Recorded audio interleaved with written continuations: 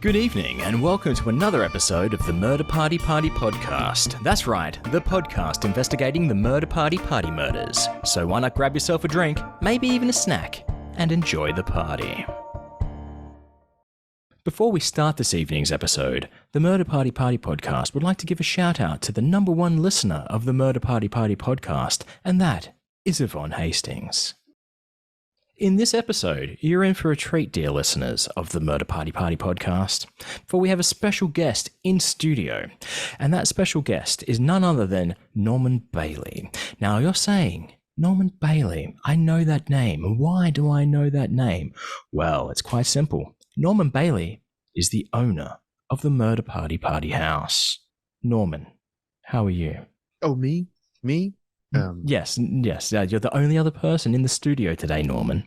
Except, of course, for Ramirez on the audio control knobs. Oh, I'm just so it's not. I don't do these type of things. So, this is my first time. It's okay. This is very simple. It's just like having a conversation with a stranger who's asking you lots of questions than with a friend, because that is actually what this really is. But we've met before. We met in the lobby of our studio for about 5 minutes beforehand. I offered you that bottle of water, and you declined. Yes. Yeah. I brought my own juice. I don't like things handed to me from others. And when you say juice, it's clearly a Dr. Pepper Zero. I'm confused why you're referring to it as juice.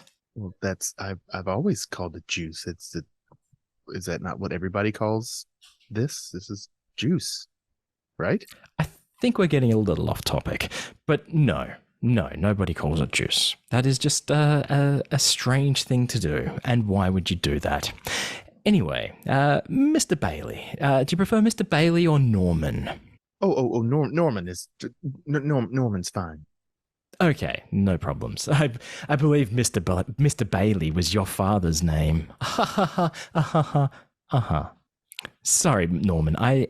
We try to inject a little bit of humor now and then into the Murder Party podcast. As you can tell, the subject matter is quite dark and depressing at times, but it's what our listeners love.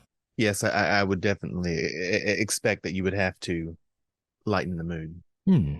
Now, being that you are the owner of the house in question, the Murder Party House, have you ever listened to an episode of the Murder Party podcast? No, I didn't know this was a thing. You I was walking by the building and you pulled me inside. I didn't know what this was for. And there's been a murder and podcast? Well, I'm aware that we did lure you here under the guise of postal mail with an invite saying it's that you've been nominated for Landlord of the Year. Come to the Landlord Awards.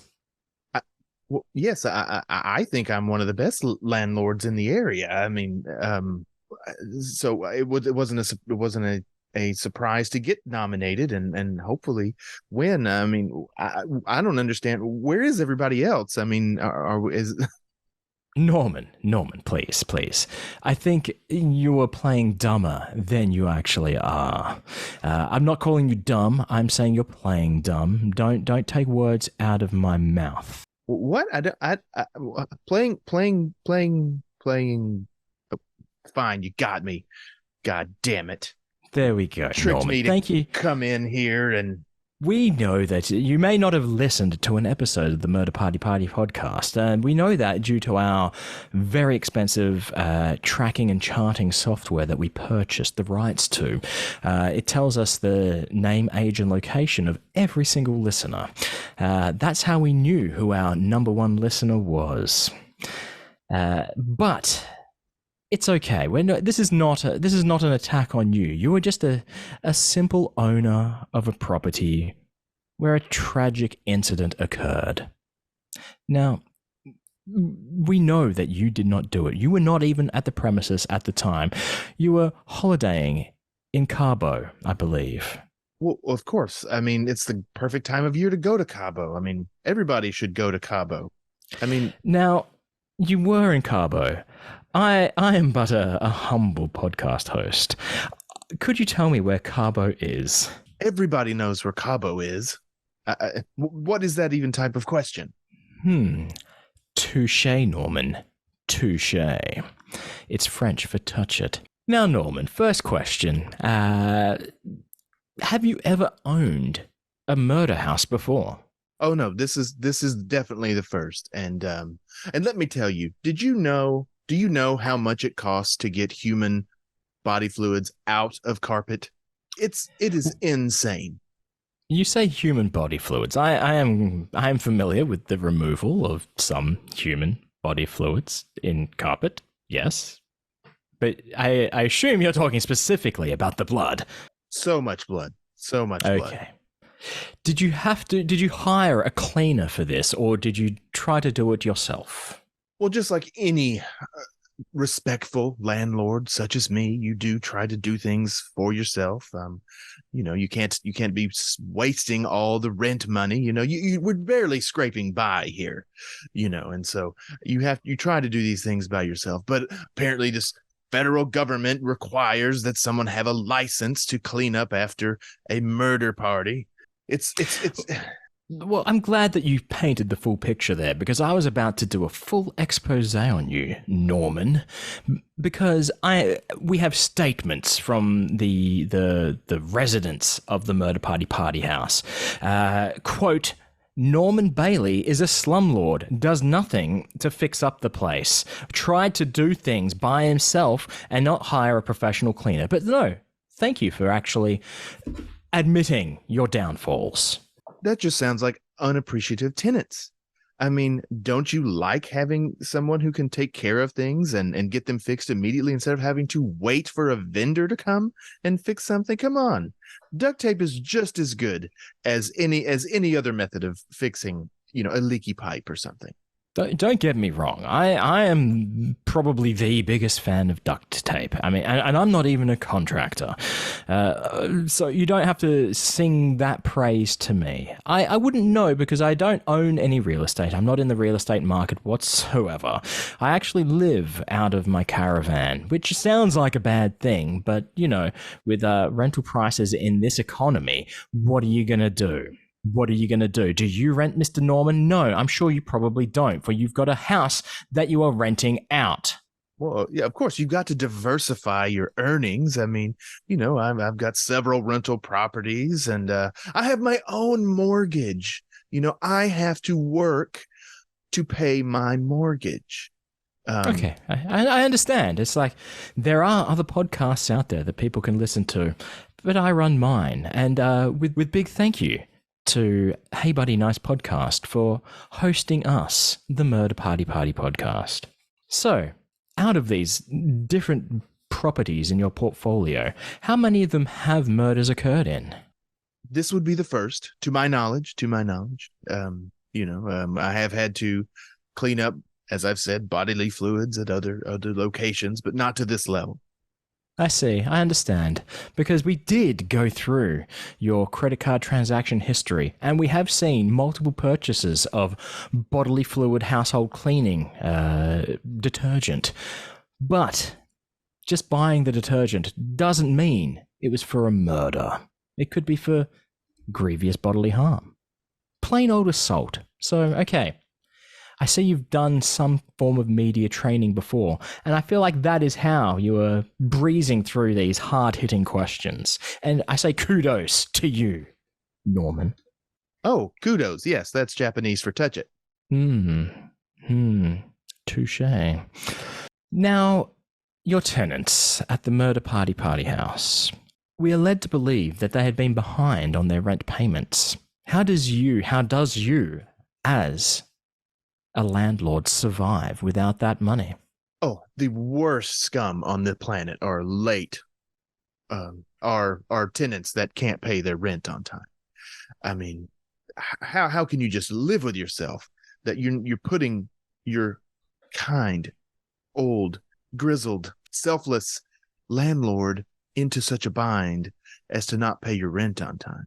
Oh, I don't disagree. You're preaching to the choir. Why do you think I live in a caravan, rent-free? Sure, I have to pay those crazy campground prices on their plots, or whatever they call them, lots, but it's better than rent. Everybody should be mandated to pay rent, no matter, we landlords are a proud group of people, and all this anti-landlord speak, it's just, it's hate speech. I think we're delving a little far away from the murder party murder or murders. We're not sure. But before the murders happened, before the incident occurred, when was the last time you attended the property in question?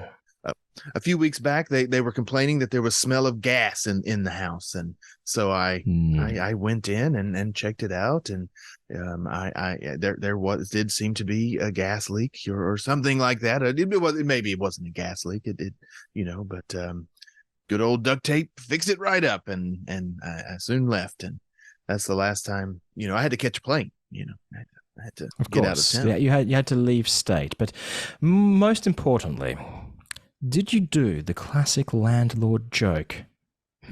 Yes, I do too smell gas. I think it's coming from your butt.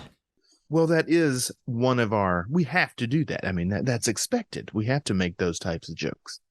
I wouldn't be living up to the landlord creed if I didn't. I agree. I say I agree, but I've not seen this landlord creed at all. But as a basis of principle, I certainly agree. Now, we know that you don't listen to the Murder Party podcast, but in the previous episode, there was an interview with a cat, David Meowie, internet TikTok sensation, who was there at the time of the incident. Have you ever had contact with David Meowie? I don't allow pets at my properties. It's just not worth the hassle, Although I've been thinking about it, pet deposits, that is a good way to increase income. But of course, then you have to pay for the cleaning and everything. But you know what? Maybe I should have just let them have pets, because I had to end up cleaning the goddamn floor anyway. Well, you see, David Meowie was not a pet of the tenants at the Murder Party house. It was a neighborhood cat that lived with another man who goes just by Boots. So even if David Meowie was on the property, not necessarily in the Murder Party house, I just want to know if you can confirm that you've had any contact with David Meowie whatsoever. Simple yes or no is all we need. No, I'm allergic to cats anyway, so no. Okay. See, we are also conducting our very own investigation here. We're not saying that we suspect you. We know you were in Cabo at the time. We're just trying to find out more information about David Meowie, because everyone loves that fluffy little guy. And our last question for today's interview with you, Sir Norman Bailey. Is it okay if I call you Sir Norman Bailey, even though you've never been knighted? Well, that's how I ask everybody to address me. Oh yes, good.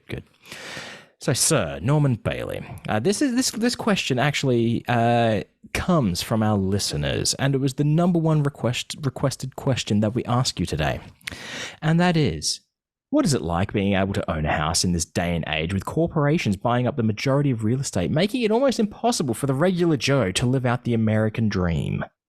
This interview is over. I can't be around this landlordist speak. I can't stand for people that to talk down upon my humble profession. This is just that's it.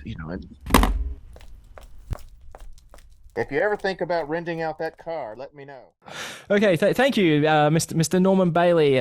Do take our business card on the way out, and feel free to take that bottle of juice. That was Norman Bailey, and this has been the Murder Party podcast. Thank you again, listener, for joining us this evening. If you'd like to reach out, continue the discussion of the Murder Party murders, you can do so on Twitter at the MPPP. Stay safe, don't get murdered.